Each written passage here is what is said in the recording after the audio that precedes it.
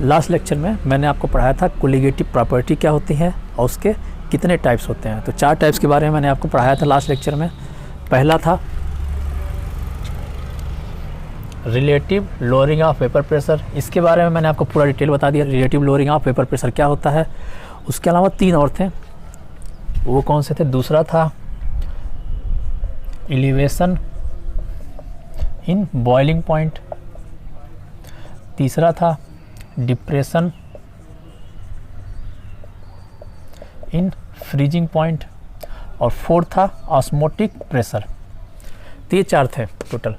Relative lowering of vapour pressure, पहला था relative lowering of vapour pressure, दूसरा था एलिवेशन इन बॉइलिंग पॉइंट, तीसरा था डिप्रेशन इन फ्रीजिंग पॉइंट और फोर्थ था ऑस्मोटिक प्रेशर। तो लास्ट लेक्चर में ये तो ख़त्म हो गया था। अब इस लेक्चर में इन 2 टॉपिक को आज पढ़ाया जाएगा, ठीक है। तो एलिवेशन इन बॉइलिंग पॉइंट और डिप्रेशन इन फ्रीजिंग पॉइंट, इन दोनों बारे में पढ़ना है कि क्या होते हैं। तो पहला टॉपिक स्टार्ट करते हैं, elevation in boiling point.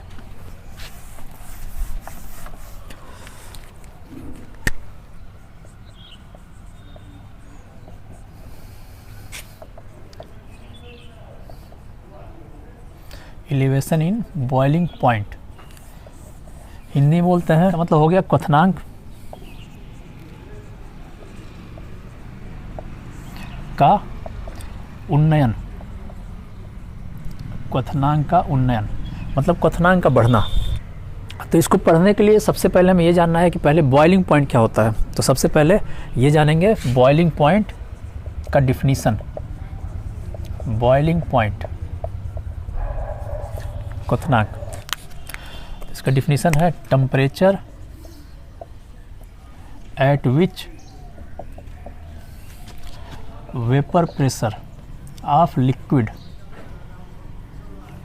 Is equal to atmospheric pressure, ठीक है। तो वो टेम्परेचर जिस पे किसी भी लिक्विड का वेपर प्रेशर एटमॉस्फेरिक प्रेशर के अगर बराबर हो जाए तो उस टेम्परेचर को बोलते हैं बॉइलिंग पॉइंट। जैसे इसका डिफिनीशन अब यहाँ पे समझाते हैं फिगर के थ्रू। जैसे ये लिक्विड है और ये क्या बनाएगा? वेपर बनाएगा किसी भी टेम्परेचर पे। एटमॉस्फेयर है, एटमॉस्फेरिक प्रेशर जो लग रहा है वो होता है, मान लीजिए 1 atm होता है, 1 एटमॉस्फेरिक प्रेशर होता है, ठीक है। अब इसको किसी टेम्परेचर पे इसको गर्म करते हैं, गर्म करें तो वेपर बना और वेपर क्या लगाएगा? तो वेपर प्रेशर लगाएगा। अब क्या करेंगे? इसके टेम्परेचर को बढ़ाते जाएंगे। तो जैसे जैसे टेम्परेचर बढ़ाते जाएंगे इसका वेपर प्रेशर भी बढ़ता जाएगा। तो वेपर प्रेशर बढ़ते बढ़ते जब भी वेपर प्रेशर इसके बराबर हो जाए 1 atm के बराबर होगा, तो जिस टेम्परेचर पे वेपर प्रेशर एटमॉस्फेरिक प्रेशर के बराबर हो जाता है उस टेम्परेचर को बोलते हैं उस लिक्विड का बॉइलिंग पॉइंट। तो बॉइलिंग पॉइंट का डिफिनीशन हो सकता है temperature at which vapour pressure of liquid is equal to the atmospheric pressure, this temperature called boiling point. Hindi में से बोल सकते हैं कि वह ताप जिस पर किसी भी द्रव का वाष्प दाब उसके वायुमंडलीय दाब के बराबर हो जाए तो उस ताप को बॉइलिंग पॉइंट या क्वथनांक कहते हैं। तो सबसे पहले तो क्वथनांक हो गया, ये होता है। अब हमें जानना है कि क्वथनांक का उन्नयन, एलिवेशन इन बॉइलिंग पॉइंट क्या होता है।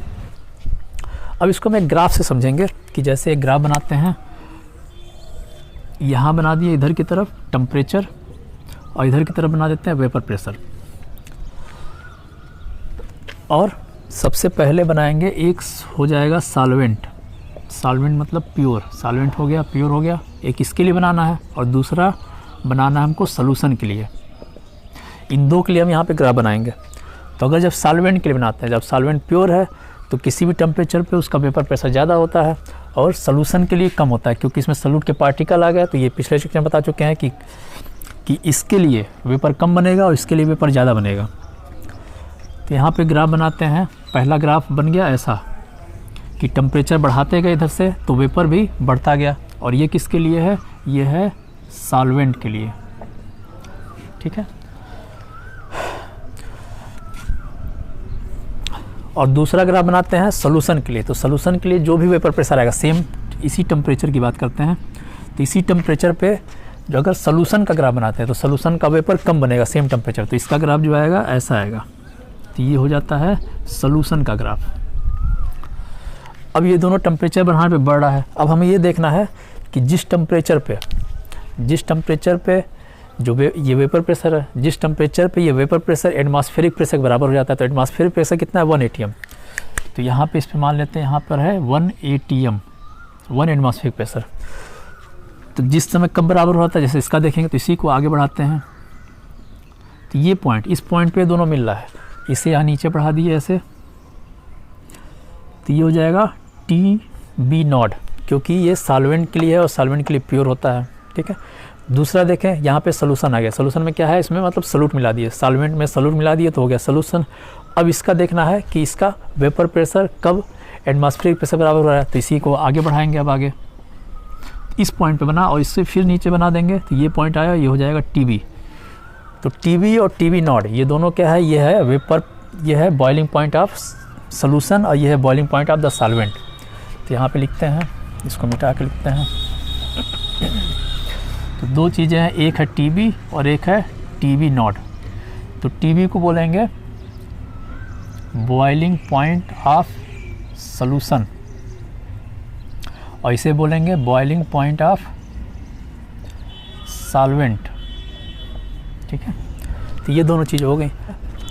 अब अगला क्या निकालना हमें, अगला निकालना है चेंजेज। तो अगला है चेंज इन बॉइलिंग पॉइंट। तो बॉइलिंग पॉइंट में क्या चेंज हुआ, तो चेंज का मतलब यही डिफरेंस निकालना है। तो इस डिफरेंस में हमेशा में क्या करना है कि अधिक में से कम को घटाना है। तो इसमें करेंगे TB माइनस T0B, ये हो गया, ये हो गया चेंज इन बॉइलिंग पॉइंट। और चेंज इन बॉइलिंग पॉइंट को ही लिख सकते हैं डेल्टा T से, डेल्टा TB से। तो change in boiling point delta TB से लिखेंगे और इसको एक और चीज़ बोल सकते हैं, और क्या बोल सकते हैं, ये चीज़ same elevation in boiling point, इसको बोलते हैं एलिवेशन इन बॉइलिंग पॉइंट। तो चेंज इन बॉइलिंग पॉइंट ही एलिवेशन इन बॉइलिंग पॉइंट है और इसका फार्मूला होता है TB माइनस TB0, ठीक है। अब देखना ये है कि ये कोलिगेटिव प्रॉपर्टी है या नहीं है। तो ये भी कोलिगेटिव प्रॉपर्टी है और ये डिपेंड करेगा इसके कंसंट्रेशन पे, जो इसमें सॉल्यूट पार्टिकल मिला रहे हैं उसके कंसंट्रेशन पे। तो इसको डेल्टा TB डायरेक्टिव प्रोपोर्शनल होता है, ये होता है मोलैलिटी के डायरेक्टिव प्रोपोर्शनल होता है, ठीक है। और मोलैलिटी का जो सिंबल होता है स्मॉल m होता है। तो डेल्टा TB डायरेक्टिव प्रोपोर्शनल होगा स्मॉल m के, ठीक है। अब ये डायरेक्टिव प्रोपोर्शनल हटाते हैं तो एक कांस्टेंट लगाएंगे, तो हो जाएगा डेल्टा TB इक्वल टू, यहाँ पे लिख देंगे KB, वो कांस्टेंट हो गया, और m। तो ये एक फार्मूला हो गया। तो एलिवेशन इन बॉइलिंग पॉइंट के लिए ये फार्मूला होता है delta TB equal to KB और स्मॉल m, ठीक है। अब इसको मिटाते हैं, ठीक है। ये ग्राफ था। अब आगे जो स्मॉल m है, जो ये स्मॉल m है, मोलैलिटी जो है, ठीक है। तो मोलैलिटी का फार्मूला क्या होता है, तो मोलैलिटी के लिए फार्मूला होता है, ऊपर लिखते हैं number of moles of solute और नीचे की तरफ लिखते हैं मास ऑफ सॉल्वेंट। और मास ऑफ सॉल्वेंट अगर किलोग्राम में है तो ऐसे रख देंगे, अगर ग्राम में रखते हैं तो 1000 का मल्टीप्लाई करते हैं, तो इसको हम किलोग्राम में ही रख देते हैं, ठीक है, ठीक है। तो number of moles of solute, तो सॉल्यूट के लिए होता है वेट बाय मोलर मास, ठीक है। तो इसको लिख सकते हैं वेट के लिए W/m, ये हो गया वेट, ये हो गया मोलर मास के लिए हो गया फार्मूला। और ये सॉल्यूट है तो सॉल्यूट के लिए 2 लगाते हैं, ये पहले बता चुके हैं। और नीचे मास लिखते हैं मास ऑफ सॉल्वेंट, तो मास के लिए फिर W लिखेंगे, W1 लिखेंगे, तो ये हो जाएगा मोलैलिटी का फार्मूला, ये हो जाएगा। अब इस फार्मूले को इस फार्मूले पे पुट कर देंगे, तो delta TB equal to KB और स्मॉल m था, इसी को अब ये वैल्यू यहाँ रख देंगे, स्मॉल m की वैल्यू रख देंगे, तो हो जाएगा KB W2 divide by M2 W1। तो यहाँ पे जो M2 है ये है मॉलिक्यूलर मास ऑफ सॉल्यूट। तो इसका फार्मूला एक और हम लिख सकते हैं कि इसको हम इधर ले गए, तो M2 इक्वल टू ये इधर चला जाएगा, हो जाएगा KB W2 divide by delta TB और W1। तो ये फार्मूला आ गया। और इसमें ध्यान ये रखना है कि जो इसमें ये W है ये किस में है, किलोग्राम में है। और अगर इसे ग्राम में करेंगे, इसको अगर हम यहाँ पे ग्राम में रख देते हैं तो इसमें 1000 का मल्टीप्लाई हो जाता है। और यहाँ मल्टीप्लाई तो 1000 का मल्टीप्लाई यहाँ भी होगा, और यहाँ पे भी फिर 1000 का मल्टीप्लाई यहाँ भी कर देंगे। ठीक है, तो ये फार्मूला होता है कि अगर हमको मॉलिक्यूलर मास ऑफ सॉल्यूट अगर हमें निकालना है तो ये फार्मूला लिखते हैं। तो हमें इस फार्मूला याद रखना, हमें ये फार्मूला याद रखना है, इसको और इसको, क्योंकि ये फार्मूला ज़्यादा सिंपल है। इस फार्मूले से ये फार्मूला आप कैलकुलेट किया जा सकता है। ठीक है, अब इसमें जो Kb है, जो कांस्टेंट यहाँ पे Kb आ रहा था, इसको हम क्या बोलेंगे, इसको बोलते हैं मोलल एलिवेशन कांस्टेंट। ठीक है, तो Kb है मोलर एलिवेशन कांस्टेंट, और इसका फार्मूला ये होता है। चाहे ये फार्मूला याद करें चाहे ये फार्मूला याद करें, लेकिन सिंपल फार्मूला याद करना है तो ये फार्मूला सबसे सिंपल होता है, इसको याद कर सकते हैं। और साथ में जो Tb है, डेल्टा Tb को हम ये भी लिख सकते हैं, ये वैल्यू यहाँ पे हो गया डेल्टा Tb। तो इसी फार्मूले में एक और सकता है Tb minus Tb naught equal to Kb, और m की जगह ये value W2 divide by M2 W1 into 1000। ठीक है, तो ये हो गया आपका एलिवेशन इन बॉइलिंग पॉइंट। तो एलिवेशन ऑफ बॉइलिंग पॉइंट भी किस पे डिपेंड कर रहा है, कंसंट्रेशन ऑफ सॉल्यूट पे। ठीक है, यानी मोलर पे डिपेंड कर रहा है। तो ये हो गया। अब अगला पढ़ना है डिप्रेशन इन फ्रीजिंग पॉइंट। ठीक है, तो अगला टॉपिक है तीसरा, ये सेकंड था, ये सेकंड कोलिगेटिव प्रॉपर्टी था, और तीसरी कोलिगेटिव प्रॉपर्टी है डिप्रेशन इन फ्रीजिंग पॉइंट। तो अब अगला उस टॉपिक को पढ़ते हैं, डिप्रेशन इन फ्रीजिंग पॉइंट। तो अगला टॉपिक है डिप्रेशन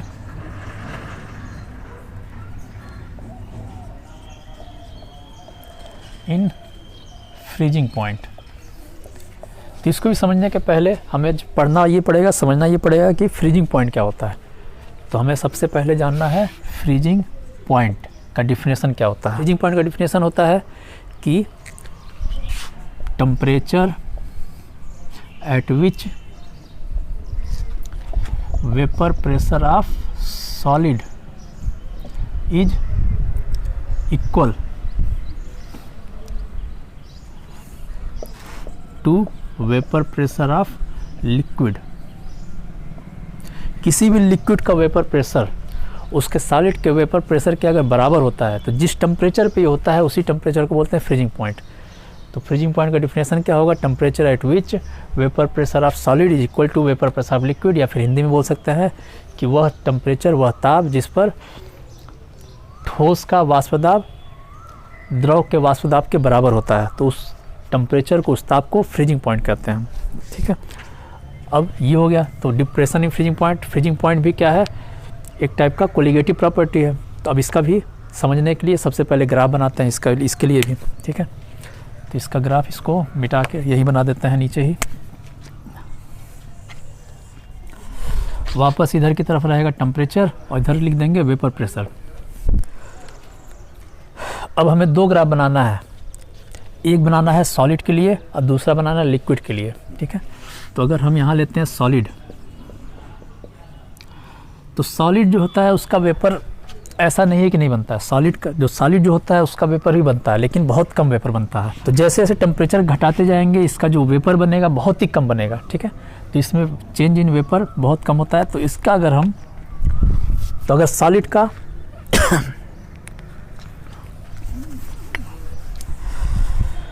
अब हमें सॉलिड का और लिक्विड का वेपर प्रेशर का ग्राफ बनाना है। तो ये हो गया, टेम्परेचर हो गया,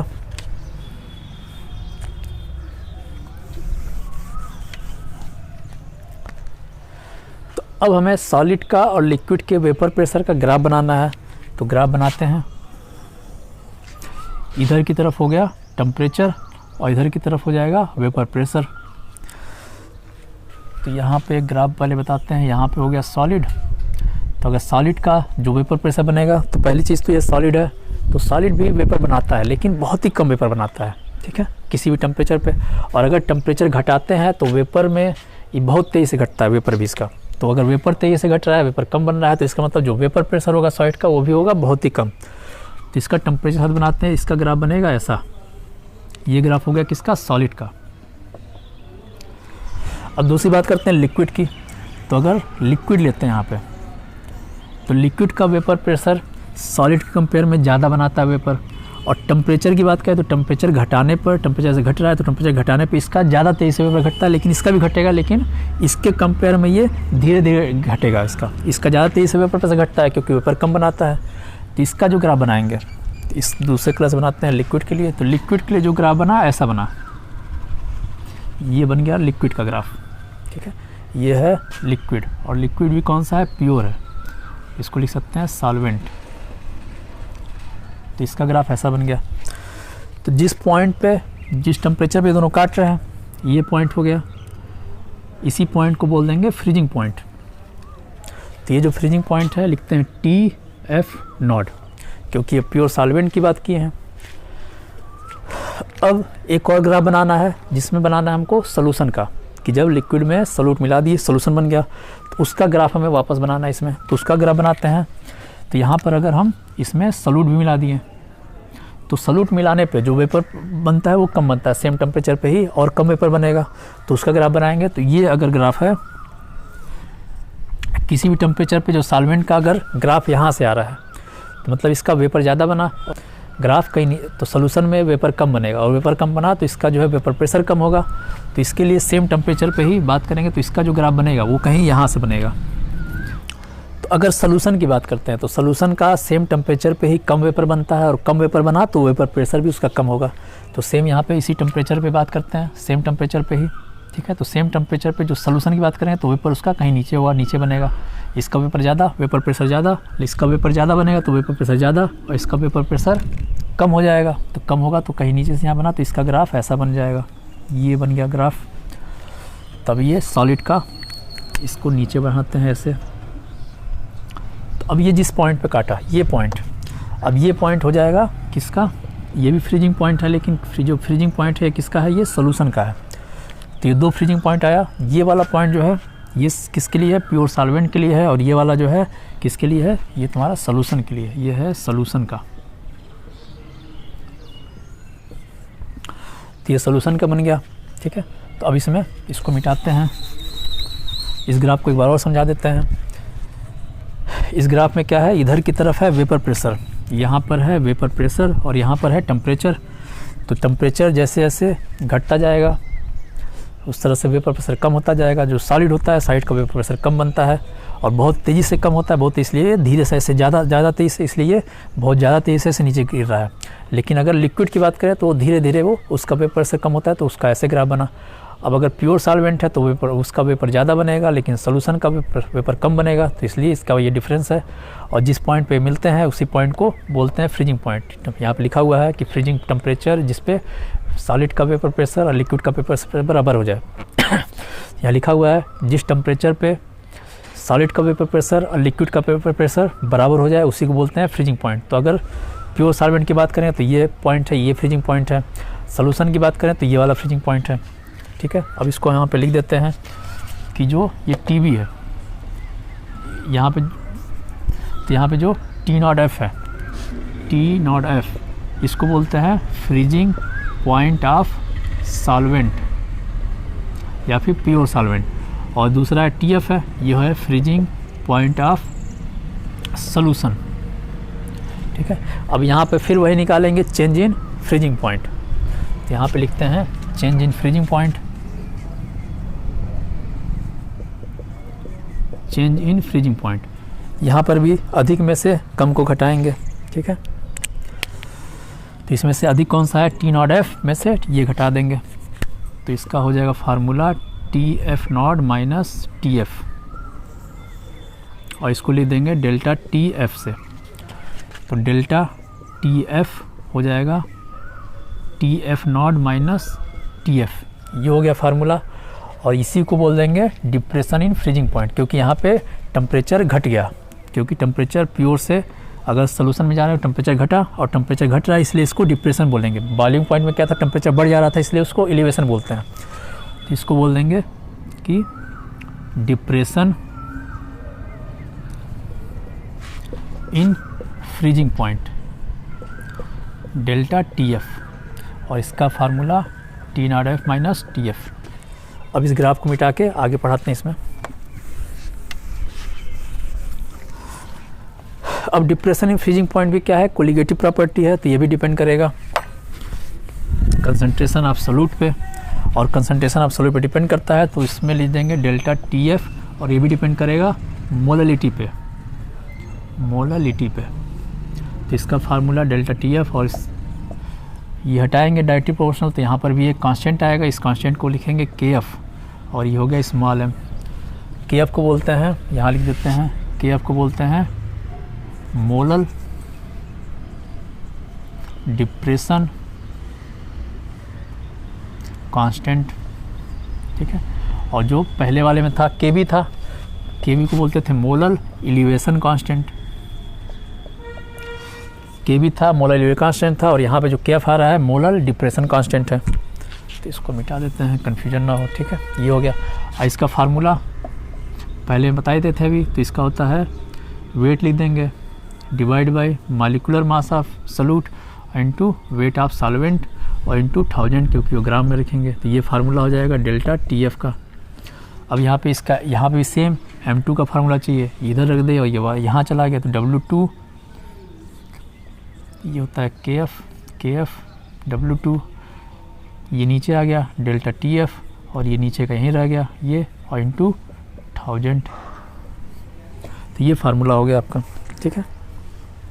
तो ये दोनों हो गए। आपको दो और कोलिगेटिव प्रॉपर्टी के बारे में बता दिया गया, एक डिप्रेशन इन फ्रीजिंग पॉइंट और दूसरा एलिवेशन इन बॉइलिंग पॉइंट। तीन आपके कोलिगेटिव प्रॉपर्टी खत्म हो गए, एक कोलिगेटिव प्रॉपर्टी और बचा हुआ है। अब जो के बी और के एफ है, के बी और के एफ जो है, ये इसमें से हमेशा जो के बी की वैल्यू होती है वो कम होता है के एफ से, ये है ऑलवेज, हमेशा जो है एफ की वैल्यू ज़्यादा होगी के बी से, ठीक है। और अगर वाटर की बात करते हैं तो सारे जितने भी सॉल्वेंट होते हैं, हर सॉल्वेंट के लिए के एफ और के बी की वैल्यू फिक्स होती है। तो जैसे वाटर का है, तो वाटर के लिए जो के बी की वैल्यू होगी वो होता है 0.52, और जो के एफ होता है वाटर के लिए ही ये होता है 1.86। अब हमें इसका जानना है यूनिट क्या होता है इन दोनों का, तो यूनिट के लिए वापस फार्मूले पे जाएंगे, delta T B K B और एम, ये फार्मूला होता है, और दूसरा फार्मूला डेल्टा टी एफ, दूसरा formula delta T F equal to K F और एम। अब हमें इसका यूनिट्स निकालना है कि यूनिट क्या होता है, तो इसका पहले फार्मूला वापस ऐसे लिखते हैं, ये हो गया और ये नीचे चला गया, तो डेल्टा टी बी और डिवाइड बाई एम, ठीक है। और जो मोलरिटी होती है, मोलरिटी का फार्मूला होता है मोल पर किलोग्राम या फिर ग्राम हो सकता है, ग्राम में लिख देते हैं मोल पर ग्राम, ठीक। तो ये मोल पर ग्राम यहाँ लिख देंगे, तो इसकी वैल्यू हो जाएगी, इसका जो होगा यूनिट होगा केल्विन टेम्परेचर का, और इसका लिखते हैं मोल, तो मोल है नीचे, ये नीचे और ग्राम ऊपर, तो मोल पे हो जाएगा -1 और ये हो जाएगा ग्राम, ठीक है। इसका फार्मूला भी सेम इसी तरह आएगा, K F equal to delta T F divide by M. इसको लिख सकते हैं केल्विन के, और इसको लिख सकते हैं वही मोल पर ग्राम, तो नीचे मोल ऊपर ग्राम, ठीक है। तो पहले ग्राम को लिख देते हैं, फिर मोल पर -1, तो दोनों की जो यूनिट है वो दोनों यूनिट क्या होगी, सेम यूनिट होगी, ठीक है। अब इस पर आपको न्यूमेरिकल करा देते हैं, जो एनसीईआरटी किताब का ही है। तो यहाँ आपको ऊपर दिख रहा होगा क्वेश्चन है, एग्जाम्पल किताब का ही है, एनसीईआरटी किताब का, एग्जाम्पल 2.7। तो इस क्वेश्चन में क्या कहा गया है कि 18 ग्राम ग्लूकोज है, 18 ग्राम ग्लूकोज लिया गया है, और इसको डिजॉल्व किया गया कितना, 1 किलोग्राम वाटर में। 1 किलोग्राम वाटर में इसको अगर डिजॉल्व किया जाता है तो what will the temperature, at what temperature पूछा हुआ है, at what temperature it will boil, boil होता है मतलब इसका बॉइलिंग पॉइंट पूछा है सोल्यूशन का, और प्रेशर दे दिया है 1.013, इतने बार प्रेशर पे होता है। के बी की वैल्यू दे दिया है 0.52 यूनिट में भी दिया हुआ है किलोग्राम मोल, ये होता है, ठीक है। अब इसको हमको निकालना है, तो निकालने के लिए सेम फार्मूला लगाते हैं। फार्मूला क्या होता है, delta T B equal to K B और स्मॉल एम, ठीक है। तो स्मॉल m क्या है, मोलरिटी है, तो मोलरिटी पहले निकाल लेते हैं।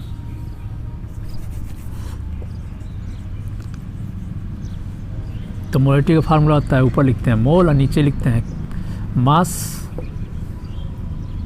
ऑफ सॉल्वेंट, और यहाँ पे इसको किलोग्राम में रखेंगे। किलोग्राम में क्यों रखेंगे, क्योंकि यहाँ यूनिट जो है इसमें किलोग्राम में दिया हुआ है। तो मोल कैसे निकलेगा, मोल का लिख सकता है मास बटे मोलर मास। मास है 18 और ग्लूकोज का फार्मूला होता है C6H12O6 और इसका मॉलिक्यूलर मास 180 आता है। तो मोल लिखेंगे 18 डिवाइड बाई 180 और इसका मास दिया है 1 किलोग्राम, लिख देंगे 1, तो इसकी पूरी वैल्यू आ गई 0.1। अब इसमें लगा देंगे तो delta T B equal to K B की वैल्यू है, के बी की वैल्यू यहाँ दिया हुआ है 0.52 और एम की वैल्यू आया है 0.1। तो टोटल चेंज इन टेम्परेचर या फिर एलिवेशन इन बॉइलिंग पॉइंट कितना आ गया 0.052। तो हमें डेल्टा टी निकल गया। अब हमें निकालना है T B, boiling point of solution निकालना है। तो बॉइलिंग पॉइंट ऑफ सोल्यूशन कैसे निकलेगा, अब हमें पता है कि delta T B equal to होता है, तो ये फार्मूला होता है। अब इस फार्मूले में हमें ये वैल्यू निकालना है। ये वैल्यू पता है कितना है 0.052, यहाँ पे कैलकुलेटेड है। ये वैल्यू निकालना है टी बी, और हमें ये पता है कि जो वाटर है, क्योंकि दूसरा वाटर है, तो वाटर का जो बॉइलिंग पॉइंट होता है 100 डिग्री टेम्परेचर होता है। और इसको अगर हम कैल्विन में बदलते हैं तो कैल्विन में अगर बदलना चाहें तो 273.15 इसमें जोड़ देंगे, इतना कैल्विन हो गया। तो ये हो गया -373.15। अब इसको सॉल्व करेंगे, इसको इधर आएगा तो इसमें जुड़ जाएगा। तो T B equal to 373.15 plus 0.052, और इसमें जोड़ देंगे 0.052, तो हो जाएगा 2, यहाँ हो गया 0, यहाँ हो गया 2 डिवाइड 0.373, इतना केल्विन। तो अब जो सोल्यूशन बनेगा उसका जो बॉइलिंग पॉइंट होगा हो जाएगा 373.202 केल्विन। तो ये हो गया क्वेश्चन, ये था 2.7। अब अगला क्वेश्चन कराते हैं 2.10, एनसीईआरटी का ही है एग्जाम्पल ही 2.10। तो ये क्वेश्चन भी आपको यहाँ पे दिख रहा होगा, ठीक है। अब इसमें क्वेश्चन में इसमें क्या दिया हुआ है कि इसमें 1 ग्राम नॉन इलेक्ट्रोलाइट है। तो ये हो गया आपका सॉल्यूट। तो सॉल्यूट दे दिया है 1 ग्राम है, और इसको बेंजीन में डिजॉल्व किया जाता है, बेंजीन। तो बेंजीन कितना लिया है 50 ग्राम। यह है आपका सॉल्वेंट।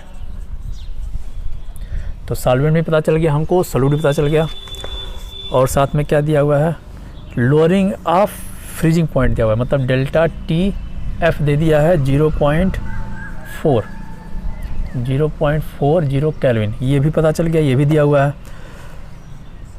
के एफ की वैल्यू भी दी गई है 5.12 किलो 5.12 कैलोरी किलो पर मोल।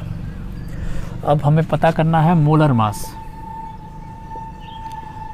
मास ऑफ सॉल्यूट, ये निकालना है। तो डायरेक्ट फार्मूला था, निकाल लेते हैं इस पे। तो फार्मूला है delta T F equal to K F और एम स्मॉल एम, और एम को लिख सकते हैं क्या चीज़ मोल डिवाइड बाई मोल को लिख सकते हैं W2 डिवाइड बाई M2, और इसका यहाँ लिखेंगे मास ऑफ सॉल्यूट, ये हो गया, साथ में KF, और ये हो गया डेल्टा TF। अब हमें ये वैल्यू निकालना है, बाकी वैल्यू दी गई हैं। तो इस फार्मूले को दोबारा यहाँ लिखते हैं, M को यहाँ लिख देते हैं M2 इक्वल टू, ये ऊपर चला गया, ये सब नीचे आ गया, तो W2 divide by M1 delta TF, और ऊपर की तरफ KF। टोटल ये फार्मूला हो गया, इस फार्मूले में निकाल देंगे हम।